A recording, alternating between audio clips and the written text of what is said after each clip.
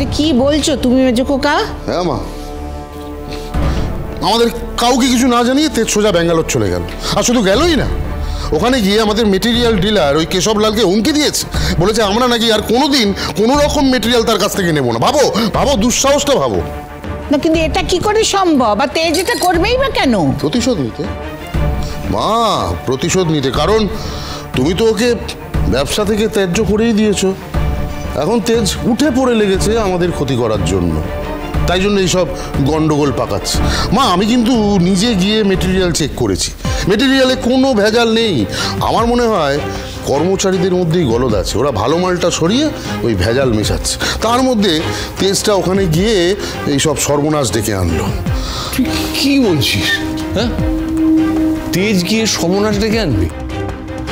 মা, তুমি তো খুব ভালো করেই জানো যে ব্যবসার কাজে তেজ কোনো ভুল করে না। তুমি তো ভালো করেই জানো এটা। কিন্তু তেজ ব্যবসার কাজে ঢুকেছে কেন? ব্যবসার কাজে সিদ্ধান্ত নেবার তো কেউ নয় এখন।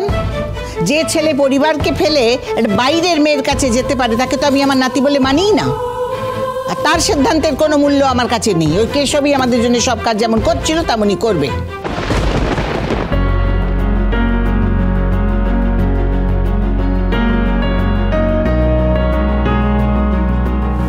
কি দেখছেন অমন করে?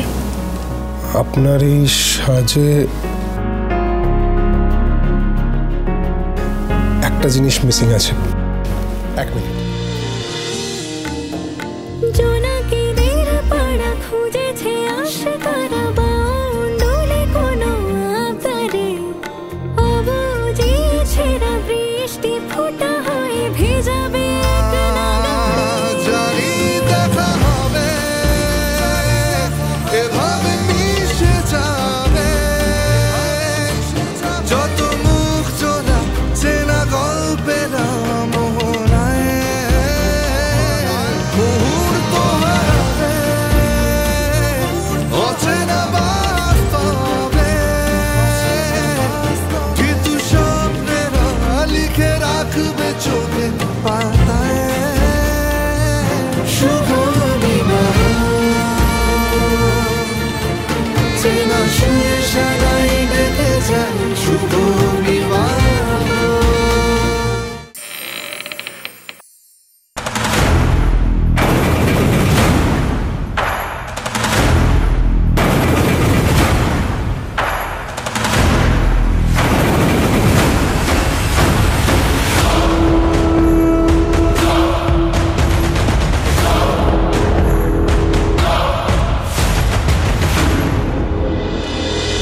রণং দেহি শুভা, শুভ বিবাহ, সোম থেকে রবি রাত ৯টায় স্টার জলসায় ও ডিজনি প্লাস হটস্টারে।